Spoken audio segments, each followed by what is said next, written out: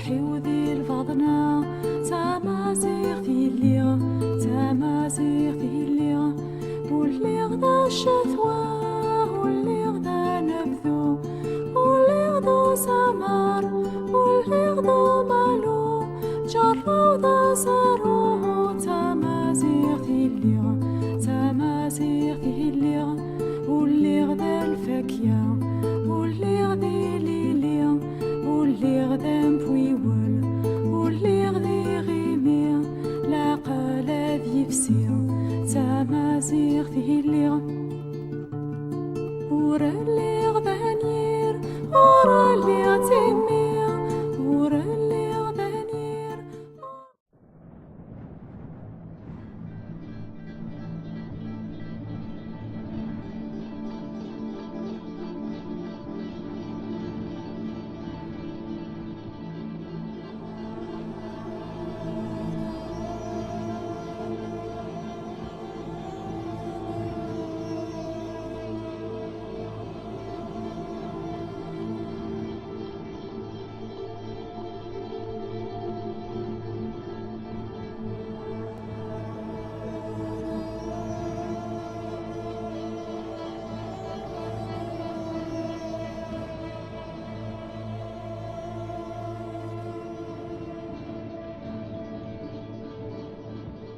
Au IIIe siècle avant Jésus-Christ, l'Afrique du Nord est divisée en plusieurs royaumes. Sur l'un d'eux, près de Carthage, règne un prince berbère, Gaïa. Après lui vont se succéder 5 grands rois dont la vie, les actions remarquables, les batailles fabuleuses, les luttes contre l'envahisseur romain ont forgé le mythe des rois berbères.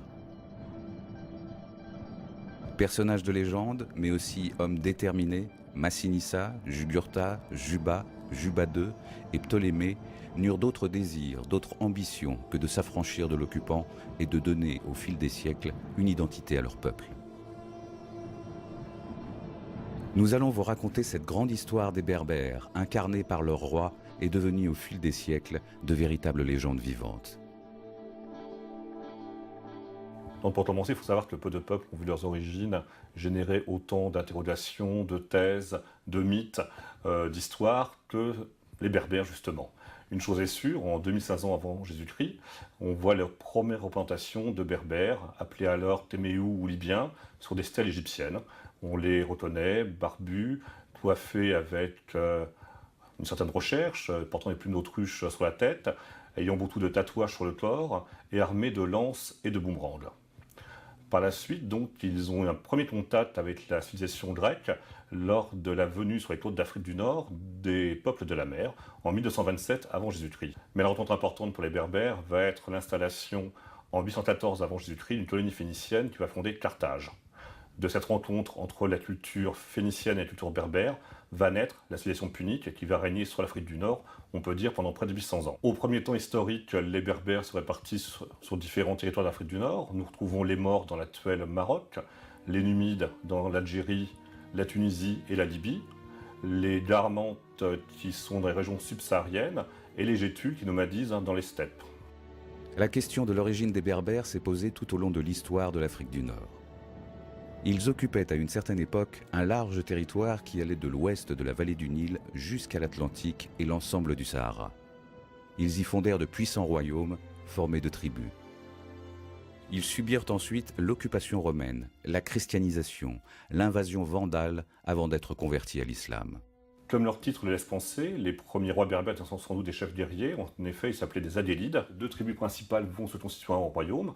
Il y a les Massaessiles qui vont s'installer sur l'actuelle Algérie et les Massiles qui vont s'installer sur plutôt la partie actuelle de la Tunisie, hors le territoire de Carthage. La ville commune, frontière on peut dire, entre ces 2 royaumes, va être Cirta, la capitale des Massiles. Et le problème, c'est que très vite, cette capitale, qui est une ville assez belle, va devenir un objet de convoitise pour les Massaessiles. C'est la raison pour laquelle un des premiers rois historiques massiles, le roi Gaïa, au IIIe siècle, va se rapprocher de Carthage. Et d'ailleurs, il va envoyer son fils, Massinissa, être élevé à Carthage. Et Massinissa va faire toutes ses études dans la cité punique. Il va d'ailleurs, à la fin de ses études, se fiancer avec Sophonisbé, la fille du général carthaginois Hasdrubal et nièce du fameux Hannibal. Massinissa se rend compte très vite que ses sentiments sont partagés. il est convenu que dès qu'ils seront en âge de se marier, leur union sera célébrée comme nouveau gage d'amitié entre les deux peuples. Hélas, ces moments prennent fin lorsqu'en 218 avant Jésus-Christ, un nouveau conflit éclate. Un événement important qui va bouleverser un peu cette histoire des Berbères, c'est en 218 avant Jésus-Christ, lorsque le général Hasdrubal, justement, va mettre le siège devant la ville de Sagonte en Espagne. Cela va déclencher la deuxième guerre punique. Comme Gaïa, justement, s'est rapproché des Carthaginois, il envoie son fils, Massinissa, à la tête de l'armée massile, prêter main forte aux Romains. Donc Massinissa vient en Espagne, fait très vite preuve de son talent militaire, et pendant qu'il fait cette campagne avec les Romains, il apprend le décès de son père, et il apprend que son oncle, Oesalcès, a usurpé le trône et a pris sa place. Massinissa, évidemment, étant pris par ce conflit avec les Romains, ne peut pas venir en Afrique du Nord régler ses affaires internes, continue le combat. Et un événement important va se produire, car son neveu, Massiva, va être fait prisonnier par les Romains, par le général Scipion. Et Massinissa s'attend à payer une très forte rançon pour récupérer son neveu, et il est très étonné un jour de voir son neveu revenir libre, sans demande de rançon. Mais en échange, son neveu lui dit que le général Scipion désire le rencontrer. Massinissa hésite, décide de rencontrer secrètement le général Scipion, et on peut dire qu'il y a tout de suite une forte sympathie entre les deux hommes. Massinissa, évidemment, ne peut pas renier l'alliance de son pays avec les Carthaginois, mais il promet par contre au général Scipion que si un jour le conflit arrivait sur les terres d'Afrique du Nord, à ce moment-là, il prendrait le parti des Romains. Dès qu'il le peut, Massinissa va donc venir d'Espagne, récupérer son royaume, et à la tête de 4000 soldats, qu'il va traverser le royaume massaïcile, mais très vite, le roi Siphax, qui était allié, lui, des Romains, va essayer de profiter de cette guerre interne dans le royaume massile pour récupérer les territoires sur Massinissa. Les partisans de Massinissa se réjouissent de voir leur prince reconquérir la couronne qui lui revient de droit. Mais Massinissa est battu peu après par l'armée de Siphax et il est contraint de s'enfuir. Blessé, ne voulant pas être fait prisonnier, le prince berbère parvient à échapper à ses poursuivants en se jetant dans un torrent, persuadant ses ennemis qu'il est mort. Recueilli par ses quelques fidèles, Massinissa est emmené et caché dans une caverne où il retrouve bientôt ses capacités physiques exceptionnelles. Une fois rétabli, Massinissa part à la reconquête de son royaume. Et quand il réapparaît, c'est la joie parmi les Massiles, car on l'avait cru mort. Et aussitôt, il y a, on peut dire, un soulèvement massile qui, derrière Massinissa, récupère le trône de Massinissa et chasse Siphax et les Massaïciles du royaume massile. À l'époque, nous sommes essentiellement sous des luttes de territoire, principalement, comme je disais tout à l'heure, à cause de Cirta, cette ville très belle convoitée par Siphax, le roi massaïcile. Et puis, bon, c'était toujours, les alliances se faisaient et se défaisaient. D'ailleurs, suite à ce conflit, il va y avoir chose d'incroyable, un retournement des alliances, puisque Massinissa va finalement changer de camp, va adopter le camp des Romains, et Siphax, lui, va prendre le camp des Carthaginois.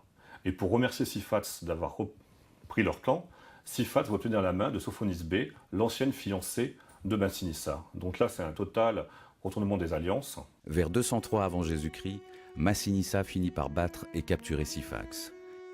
Il s'empresse alors de se rendre à Cirta, la ville de tous ses rêves, afin de s'emparer du palais et du trésor de Siphax.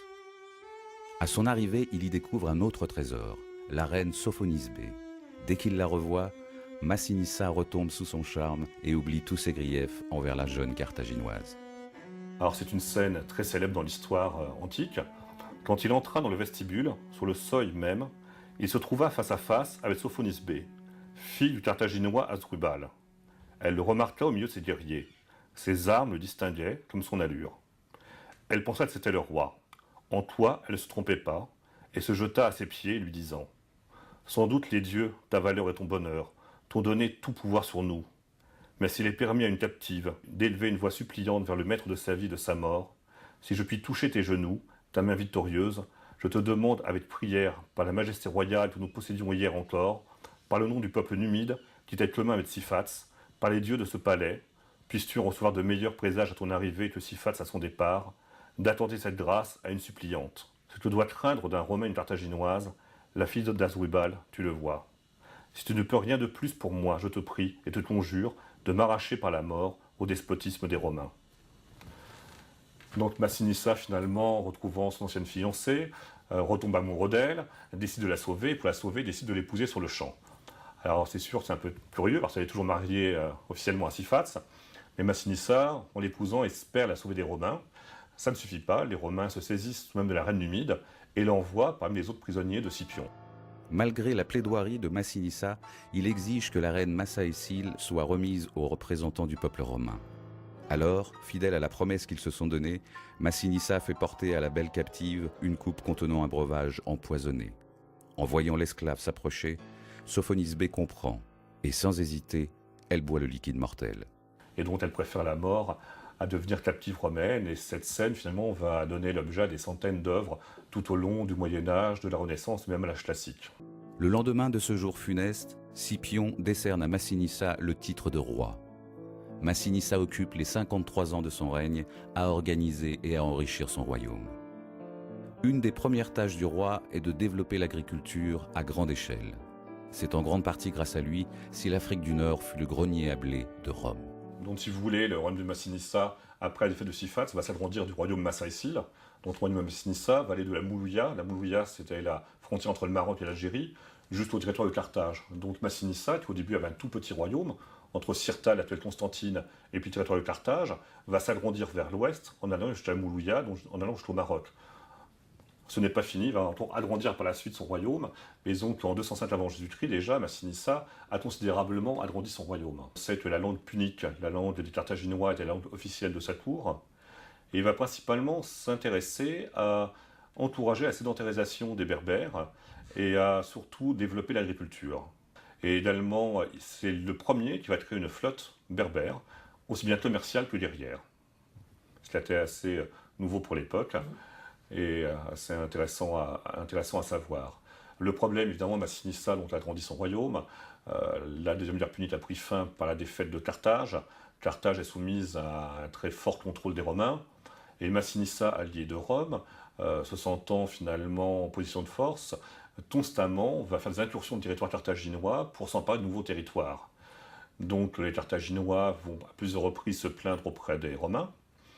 Et le problème, c'est que Rome, un jour, va décider d'envoyer on dirait maintenant une commission d'enquête à Carthage pour écouter un peu leurs plaintes.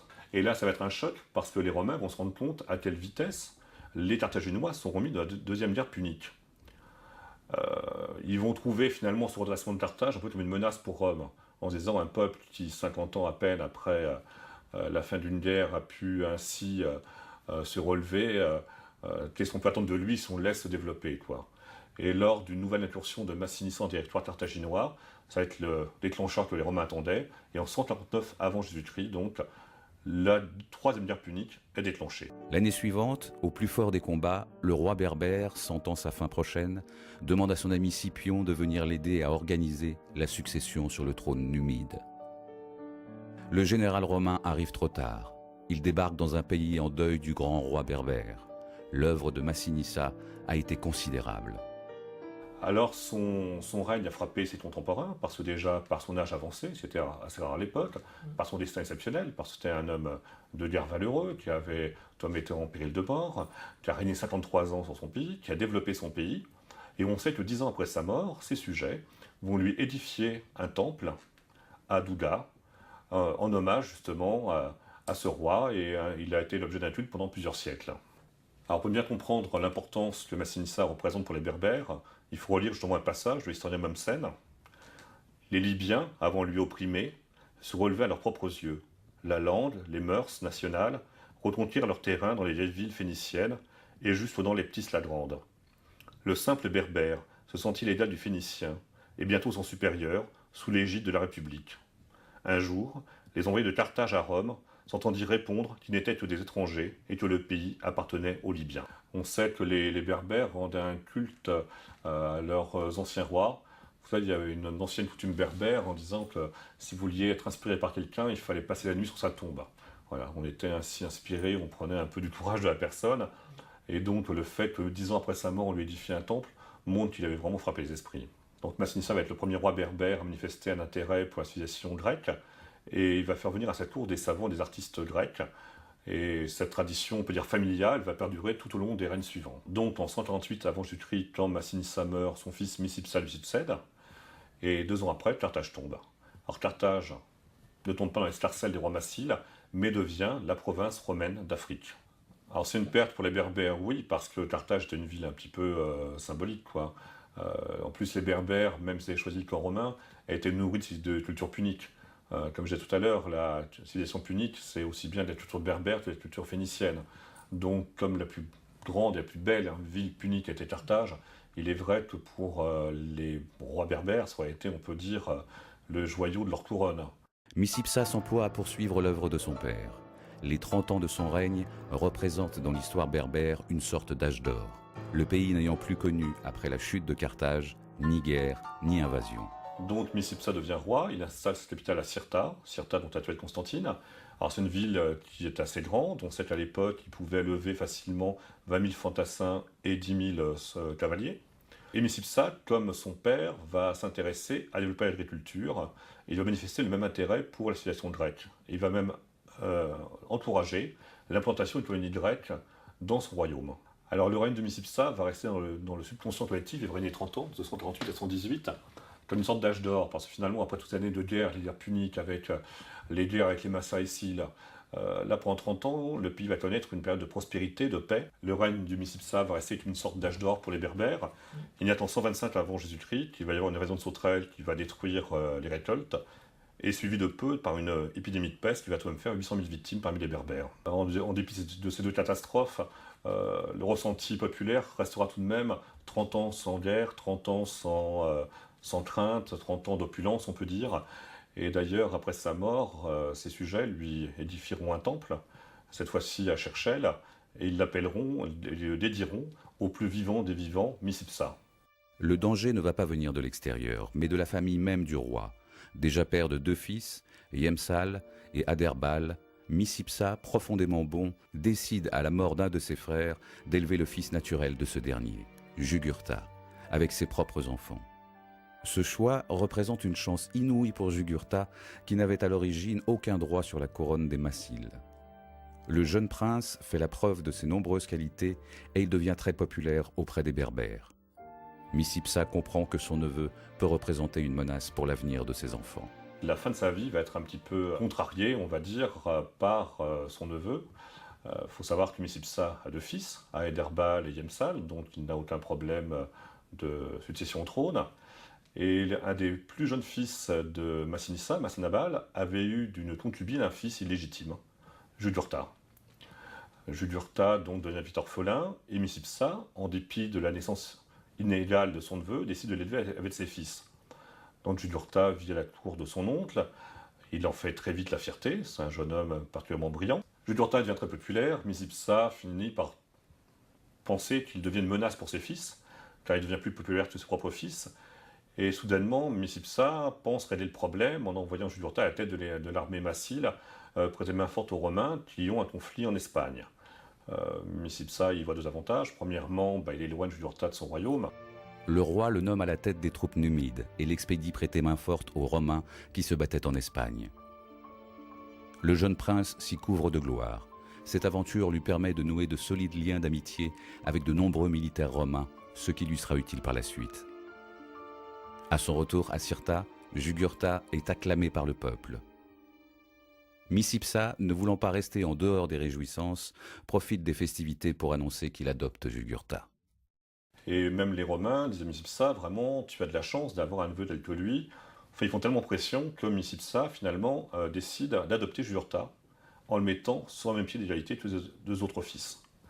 Donc, au décès de Micipsa, en 118 avant Jésus-Christ, Jugurtha peut prétendre également à une part du royaume et des richesses de son oncle, au même titre qu'Aederbal et Yemsal. Les 3 jeunes princes décident alors de se réunir afin de procéder au partage du royaume. Mais le prince Yemsal commet une imprudence. Il accepte l'hospitalité d'un ami de Jugurtha qui s'empresse de le décapiter et d'envoyer sa tête à l'ambitieux prince berbère. La nouvelle de cette mort remplit le royaume d'effroi et Adherbal lève une armée pour marcher contre Jugurtha. Aederbal, évidemment, est offusqué, avertit Rome de ce forfait et décide de prendre la tête de l'armée pour battre Jugurtha. Malheureusement, Aederbal est moins bon stratège que Jugurtha et Aederbal est vaincu. Vaincu, il part dans la province romaine d'Afrique et de là, il gagne Rome pour venir devant le Sénat dénoncer finalement l'attitude de Jugurtha. Devant le Sénat romain, le jeune prince berbère lance un appel à la justice et à la vengeance. Mais il ignore que de nombreux sénateurs, corrompus par l'or de Jugurtha, soutiennent en réalité celui-ci. Mais le Sénat décide d'envoyer 10 députés qui vont venir en Afrique du Nord pour décider du partage du royaume entre Jugurtha et Aederbal. L'or de Jugurtha sert à quelque chose. Jugurtha obtient la plus belle partie du royaume, la partie la plus riche, Aederbal la partie la plus pauvre. Et en dépit de cela, Jugurtha, se sentant finalement toujours impuni, décide d'essayer de conquérir des territoires sur le royaume d'Aederbal, dont il fait à plusieurs reprises incursion dans son royaume. Et Aederbal, à la fin, remonte une armée, vient à la rencontre de Jugurtha, et Aederbal est à nouveau vaincu. En 113 avant Jésus-Christ, Aderbal ne doit la vie qu'à son repli sur Cirta. La ville est aussitôt investie par Jugurtha. Une délégation de députés romains ne parvient pas à le convaincre de lever le siège. Épuisés, les habitants de Cirta demandent à Aderbal de se rendre. En échange de quoi, le roi aurait la vie sauve. Aederbal accepte de remettre les clés de Cirta à Jugurtha en échange de la vie sauve, mais dès qu'il sort de la ville, Jugurtha le fait mettre à mort et exécute tous les berbères porteurs d'armes sur eux. Donc il y a, on peut dire, un certain carnage à Cirta. De nouveau, Memmius est scandalisé par cette attitude, et donc le Sénat va décider d'envoyer un prêteur à la réputation infaillible, parce que là, on se rendait compte que peu de gens résistaient finalement à l'ordre de Jugurtha. Le prêteur Caius, qui va venir en Afrique du Nord, demande à Jugurtha de venir devant le Sénat romain se justifier de ses actes. Le roi berbère décide alors de venir à Rome plaider sa cause devant le peuple romain.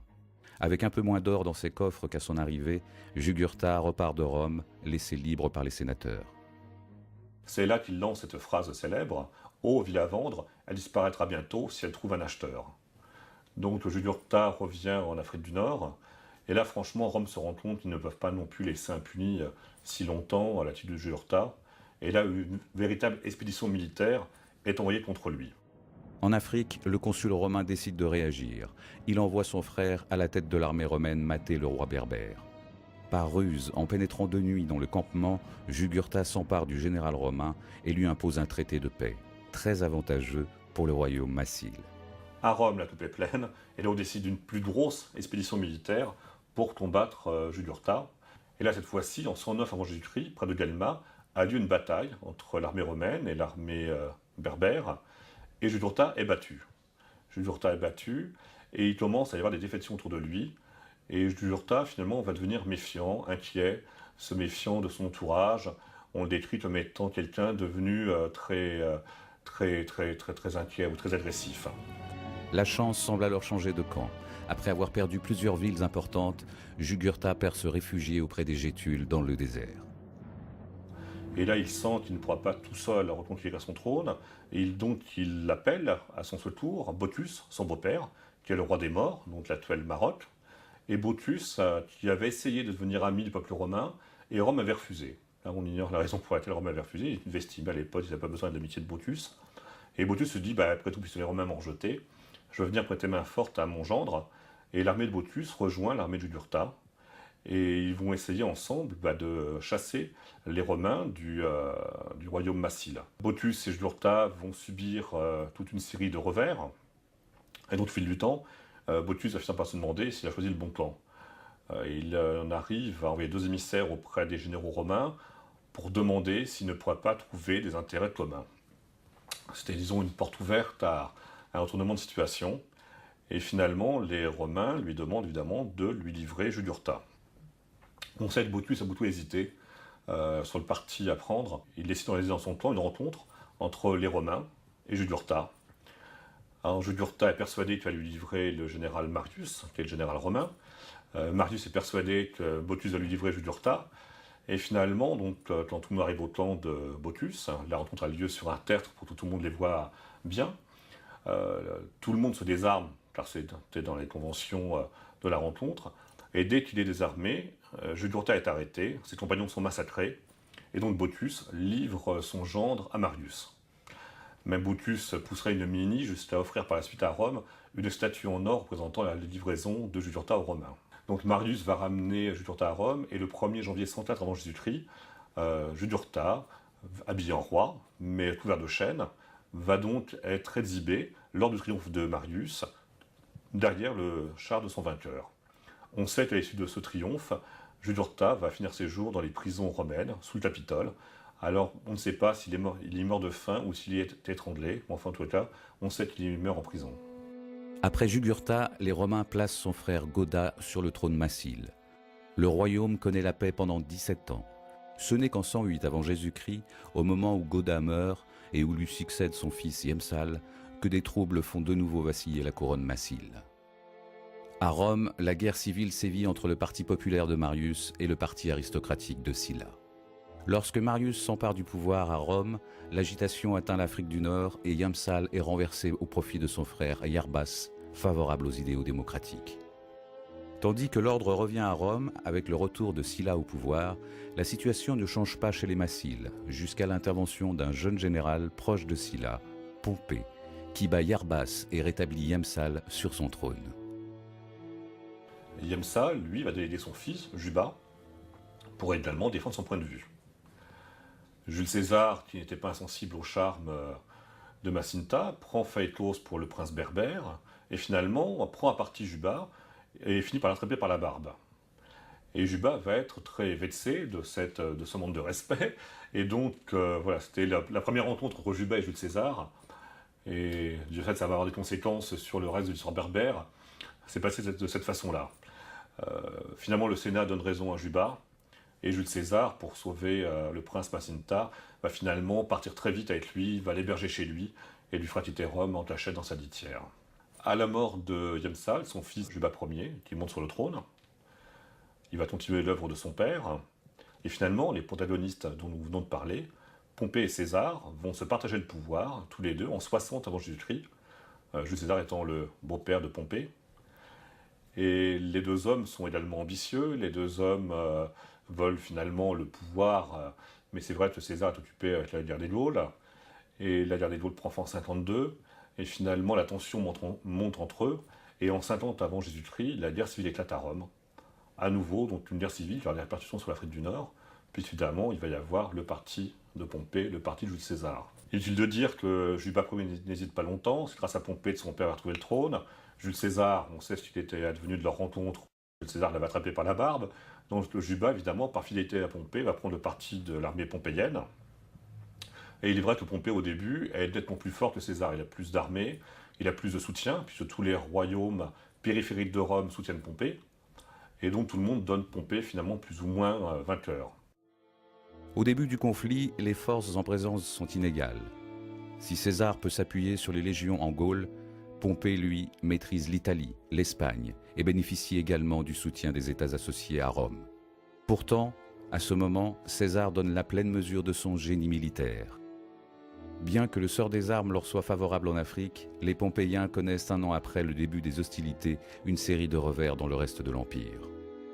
C'est là qu'on voit que César était un bon stratège, puisqu'il y a eu une telle disproportion finalement de victimes. Et Pompée est obligé de s'enfuir. Il s'enfuit, il ne sait pas où aller, car les rois satellites finalement changent de camp, évidemment, voyant que c'est César qui prend le dessus. Et il vient se réfugier en Égypte, chez son ami le pharaon, qui dès son arrivée le fait exécuter, et donc envoie sa tête à Jules César en signe d'allégeance finalement à Jules César.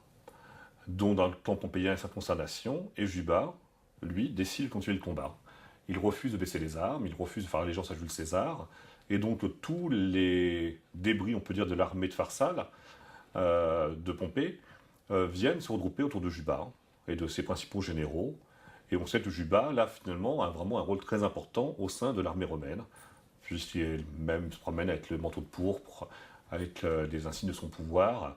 Et Juba, donc, va continuer la lutte contre l'armée de Jules César. La coalition réunit 14 légions, dont 4 composées par l'armée numide.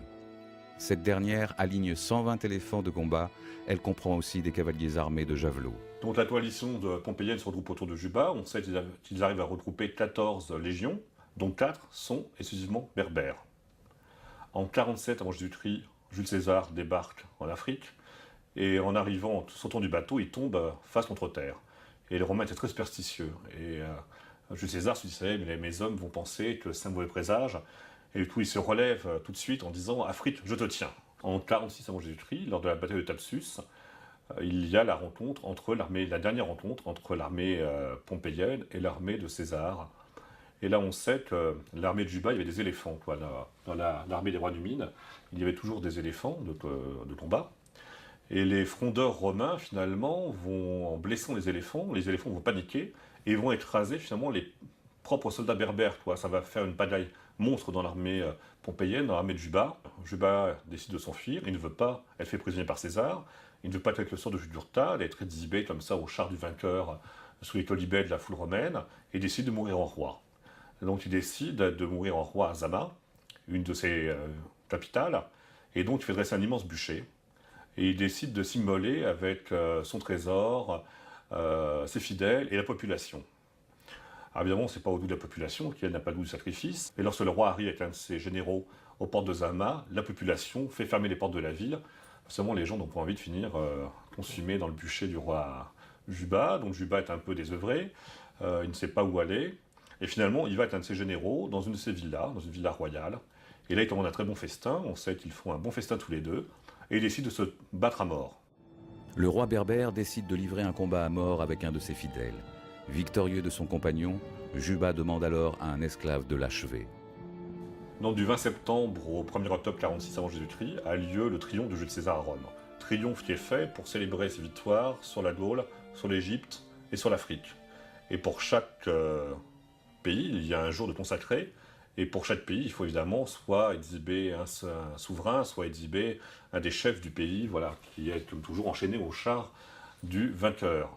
Donc pour le jour célébrant la victoire sur la Gaule, c'est Vercingétorix qui est exhibé.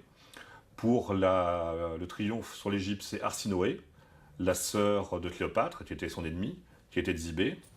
Et pour le triomphe sur l'Afrique, Jules César est embarrassé parce que Juba s'était suicidé, donc quoi faire? Et finalement, il décide d'exhiber, mais là de ne pas enchaîner, mais de montrer simplement le fils du roi Juba, qui s'appelle Juba lui aussi, qui est âgé de 6 ans. Le petit prince berbère est exhibé à l'occasion du triomphe du général romain organisé à Rome. À l'issue des festivités, Jules César charge sa nièce Octovie d'élever l'enfant. Le jeune prince reçoit donc l'éducation soignée de tout enfant appartenant à l'aristocratie romaine, et très vite, il révèle des qualités exceptionnelles pour l'étude. Les années passent, Juba grandit sous l'œil d'Octave, le frère d'Octavie, qui, après l'assassinat de César, devient le protecteur de Juba et le nouvel homme fort de Rome. En 37 avant Jésus-Christ, Juba célèbre son 15e anniversaire. Et chez les Romains, c'est le passage à l'âge adulte. Et à cette occasion, Juba revêt pour la première fois la toge de citoyen romain. Donc c'est important pour montrer à quel point il était assimilé finalement, et il devient citoyen romain, et il part avec ses proches sur le Capitole. Il va dans le temple de Jupiter, où on l'inscrit sur des tablettes comme citoyen romain, et il offre un sacrifice à Jupiter. Donc on voit à quel point ce prince berbère a fini par être totalement assimilé comme un jeune aristocrate romain. Et d'ailleurs très vite, il devient... Octave se rend compte que c'est un jeune homme brillant, très intelligent, il lui fait également suivre une formation militaire, et très vite Juba va montrer finalement que c'est un peu un être d'exception, qui est très cultivé, qui est également bon guerrier, et Octave va être, on peut dire, assez séduit par la personnalité de Juba. En 32 avant Jésus-Christ, la répudiation d'Octavie et la lecture du testament de Marc-Antoine vont mettre le feu aux poudres, et donc Rome a décidé de faire la guerre à la reine d'Égypte Cléopâtre. Un an plus tard, en septembre 31, Juba participe à la bataille d'Actium, qui voit finalement la grande défaite navale de Cléopâtre et de Marc-Antoine, sans savoir qu'il assiste alors à la défaite de ses futurs beaux-parents, si on peut dire ainsi. Donc, bataille d'Actium en 31, défaite de Cléopâtre et de Marc-Antoine, qui se suicide l'année suivante, en 30 avant Jésus-Christ, et Octave, donc, célèbre son triomphe l'année suivante, en 29. Et comme Cléopâtre est morte, il fait représenter la reine d'Égypte en statue, et il a fait entourer de ses deux enfants, avec Marc-Antoine, Alexandre Hélios et Cléopâtre Sélénée, dont nous reparlerons par la suite.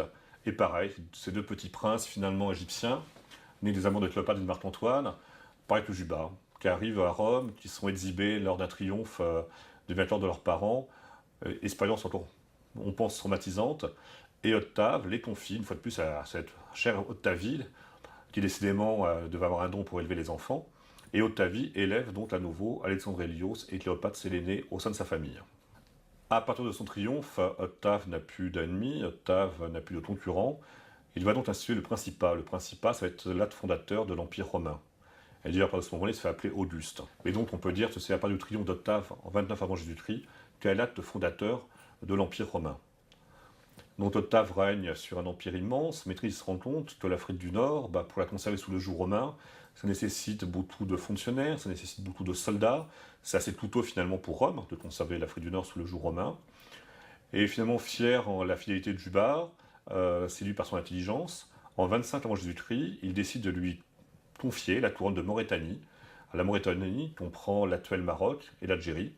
Et donc ce qui est extraordinaire, c'est 21 ans après être parti d'Afrique en étant finalement un petit prince berbère dont le père était mort, tué par du fait des Romains, qui partait plus ou moins prisonnier, il revient à la tête d'un immense royaume.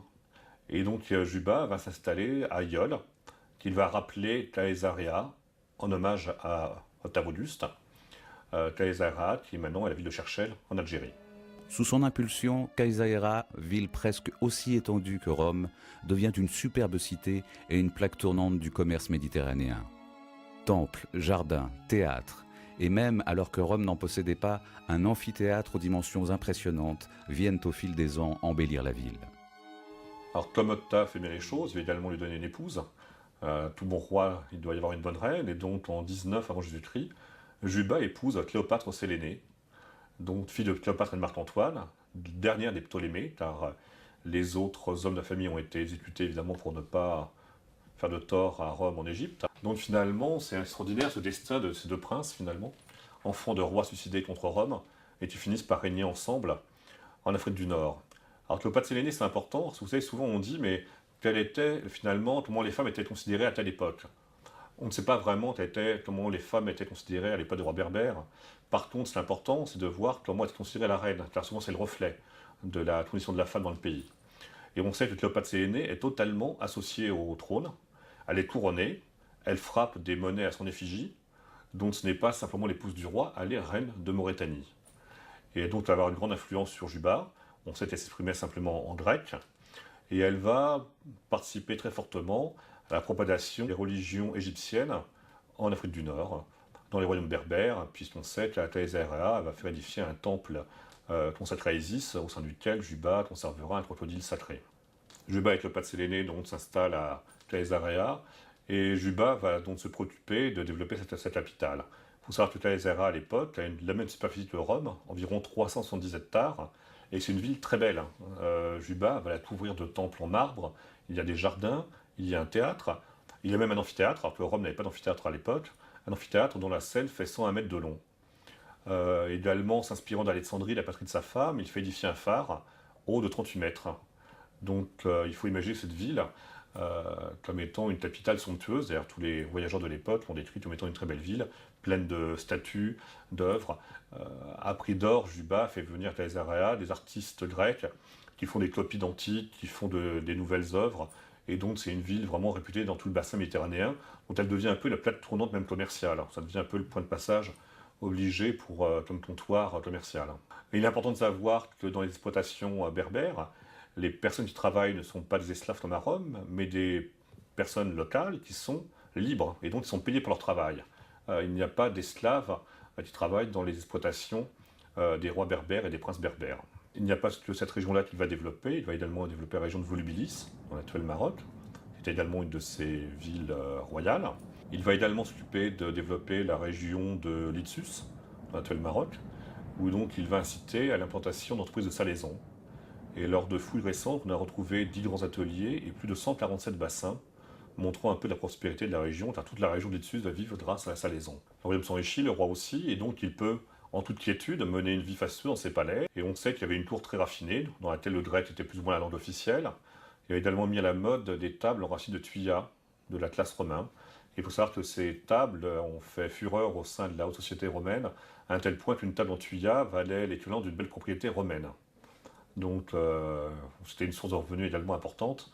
Donc Juba était un fin promoteur de son royaume, on peut dire un bon commercial pour la Maurétanie, et donc il va considérablement enrichir son royaume. Et de façon unanime, Juba est connu à l'époque comme étant un savant, un artiste, et c'est l'image que dans l'Antiquité, on peut dire qu'il va rester principalement de lui, quoi. Lorsqu'un fils naît, en l'an 5 avant Jésus-Christ, c'est naturellement le nom de Ptolémée, en hommage à ses ancêtres égyptiens que Juba II donne naissance au jeune prince berbère. Le règne de Ptolémée débute donc sous de bons auspices. En 24, il participe à l'écrasement de Tacfarinas qui troublait depuis bien des années l'ordre et la tranquillité du royaume maurétanien et de la province romaine d'Afrique. Dans les années qui suivent, le roi change d'attitude. Il met de plus en plus en avant ses origines africaines, berbères et égyptiennes, au détriment des repères grecs et romains chers à Juba II. Juba II va avoir un règne long, heureux, simplement troublé à partir du 17 après Jésus-Christ par le soulèvement de Tacfarinas. Tacfarinas était un berbère qui avait déserté l'armée romaine et qui au début avait été près des Gétules. Il rejoint la tribu des Musulmans dont il devient le général. Et les Musulmans étaient des gens, des nomades. Et les nomades, c'est vrai qu'ils vont se soulever parce que les Romains, finalement, vont faire de plus en plus d'incursions dans le désert, le lieu où vivaient les Musulmans. Les Musulmans vont très mal vivre cela, ils vont se sentir agressés. Ils voient également que les Romains veulent les sédentariser eux aussi. Et donc Tacfarinas va prendre la tête du soulèvement contre Rome et de facto contre Juba II également, qui est évidemment associé de Rome. À partir de 20, Juba décide d'associer Ptolémée à son trône. Ptolémée, donc le fils, il a eu de Cléopâtre Sélénée. Et donc le choix du prénom est important, car on voit bien qu'en lui donnant le prénom de Ptolémée, Juba veut remonter finalement à l'ascendance, on peut dire, égyptienne de son fils. En devenant roi de Maurétanie, Juba donc, cherche le maximum de prestige, dont il a donc épousé Cléopâtre Sélénée. Et il va également faire son arbre généalogique. Donc comme Jules César remontait de Vénus, et ben lui il va dire qu'il remonte d'Hercule, car dans les mythes, on dit que Hercule était le dieu ancêtre des Berbères. Donc Juba va se faire établir sa généalogie qui remonte jusqu'à Hercule pour se donner encore plus de prestige. Ouais. Donc à la mort de Cléopâtre Sélénée, Juba II finalement va faire édifier pour son épouse un mausolée qui rappelle ses origines égyptiennes. Et il va donc faire ce superbe tombeau pyramidal qu'on appelle à tort maintenant le tombeau de la chrétienne, qui se trouve à Tipaza, pas très loin d'Alger. Et c'est donc là également qu'après sa mort, Juba II viendra reposer auprès de son épouse. Donc Juba meurt en 23 après Jésus-Christ, après un règne de 48 ans. Alors ce qui est incroyable, c'est la longueur des règnes de ces rois, car Massinissa 53 ans, Juba II 48 ans. Et je vous avouerai que j'ai un petit coup de cœur moi, pour Juba II, parce que je trouve que c'est un destin hors du commun, car finalement, prince berbère nourri de culture punique, élevé à Rome, ayant reçu une éducation grecque, il représente finalement une symbiose de toute la culture méditerranéenne. Pour lui tout seul, il est, on peut dire, le représentant de la culture méditerranéenne de son époque, car finalement il regroupe aussi bien Rome que la Grèce, que l'Afrique du Nord, que l'Égypte, même par sa femme. Et donc je trouve que c'est vraiment un personnage assez attachant. Déjà, ce qui explique ces règnes longs, c'est déjà le fait que Massinissa comme Juba ont tout de même beaucoup développé leur royaume. C'est des règnes, bon, Massinissa c'était un peu plus troublé avec les guerres, mais autrement des règnes assez opulents, où il y a eu de l'agriculture, où il y avait du travail. Il faut bien penser que Juba, comme je disais, il n'y avait pas d'esclaves dans le royaume qui travaillaient, donc tous ces temples, tous ces monuments, ça fait du travail, ça veut dire qu'il y a des artisans, ça veut dire que voilà, on a retrouvé à Volubilis des mosaïques des potes qui sont vraiment somptueuses. Le degré de raffinement des tours berbères faisait vivre tout le pays, quoi. Donc il est vrai que pour les gens, que voulez-vous à partir du moment où il y avait de quoi manger, où ils avaient de l'argent, voilà, c'est donc ce qui explique la longévité de ces rois. Ça explique aussi le fait qu'après ils ont été objets de culte, puisqu'on sait que 4 siècles après sa mort, il y avait encore un culte de donner en Afrique du Nord à Juba II. Donc en 23, la mort de Juba, Ptolémée, qui était déjà associé depuis 3 ans au trône, devient roi à part entière de Maurétanie, et l'année suivante, Tacfarinas meurt au combat. Donc Ptolémée, finalement, est d'ailleurs récompensé par Rome, remercié par Rome d'avoir participé à cette élimination de Tacfarinas, qui avait causé quelques soucis quand même aux Romains et aux Berbères pendant quelques années. Et Ptolémée, par contre, ne va pas être très populaire auprès de ses sujets, parce qu'on lui reproche un peu sa jeunesse dorée. On disait qu'il laissait le pouvoir à des affranchis, qu'il n'aimait pas trop gouverner, il aimait surtout faire la fête avec des amis. Il avait la réputation d'avoir été très gâté par Juba et par Cléopâtre Sélénée, et donc c'était un peu l'enfant gâté qui d'un seul coup, devenu roi, décidait de s'amuser, ne s'intéressait pas trop au gouvernement de son royaume. Destin fabuleux que celui de ce petit prince berbère, prisonnier des Romains, qui est devenu un des rois les plus brillants de son époque. Juba II a su réunir dans l'harmonie toutes les composantes de la culture méditerranéenne et il s'est appliqué à les diffuser. Il sera pour son peuple l'objet d'un culte jusqu'au IVe siècle. C'est intéressant, c'est de remarquer que au fil des années, Ptolémée va de plus en plus revendiquer ses racines africaines. Fier d'être le dernier Ptolémée, dont il porte le nom.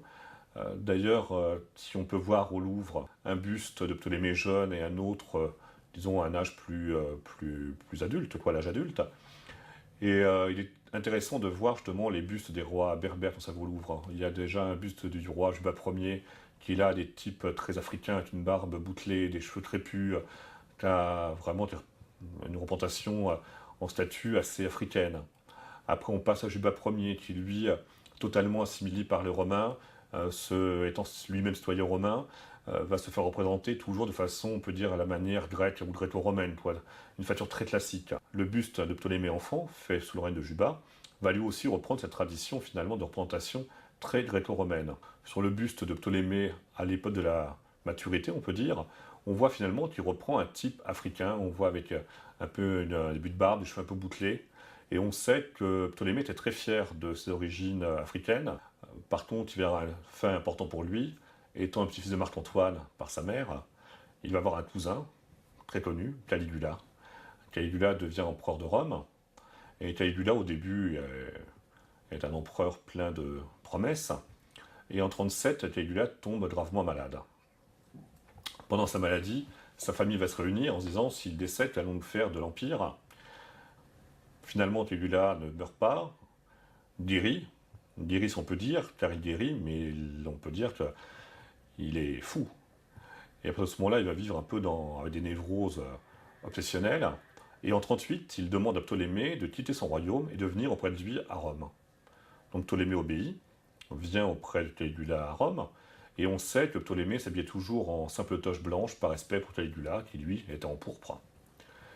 Et Ptolémée va vivre près de Caligula, mais toujours un peu on peut dire, sur le fil du rasoir, car il voit bien que son cousin a cette démence. Et en 39, il va accompagner Caligula en Germanie. Caligula va partir en Germanie pour une campagne. Et là, finalement, il va apprendre cette fameuse réunion de famille qui avait eu lieu pendant sa maladie. Et Caligula va se persuader que tous les gens qui ont participé de près ou de loin à cette, on peut dire, conférence familiale de savoir qu'allons-nous faire de l'Empire après sa mort, ont donc souhaité sa mort. Et donc Caligula, il va là s'énerver, il va tuer son beau-frère, il va exiler ses sœurs, il va tuer tous les gens qui ont participé de près ou de loin à cette rencontre. Ptolémée, lui aussi, est compromis dans cette affaire, mais pour l'instant, il arrive on peut dire, à sauver sa tête. Juste en janvier 40, Ptolémée vient avec Caligula à Lyon, la capitale des Gaules de l'époque, et on sait que lors d'un spectacle, Ptolémée arrive, cette fois-ci plus en toche blanche, mais habillé en roi, avec un manteau de pourpre, sa couronne sur la tête et son sceptre. Les traducteurs de l'époque nous disent que le peuple, séduit par cette vision de ce roi superbe dans ses habits royaux, se lève pour l'acclamer, et que Caligula, de jalousie, ordonne son exécution. Je pense en réalité, c'est plutôt que Ptolémée, se sachant menacé par Caligula, est venu en roi simplement pour lui dire « Attention, je ne suis pas n'importe quel membre de ta famille, je suis moi aussi un roi ». Et je pense que Ptolémée est venu dans tout son apparat, pas pour se faire admirer, mais pour essayer de sauver sa tête en disant « Voilà, n'oublie pas mon statut royal ». Malheureusement, ça ne suffit pas, Ptolémée est assassiné. En 41, nouveau soulèvement encore derrière un certain Salabos, qui va essayer justement de chasser les Romains de Maurétanie. Mais là, il n'y a rien à faire, les Romains vont mettre fin au soulèvement des Berbères. Et en 43, le royaume de Maurétanie est totalement incorporé dans l'Empire romain, divisé en deux provinces par l'empereur Claude, successeur du Caligula. C'est la fin du royaume indépendant des Berbères.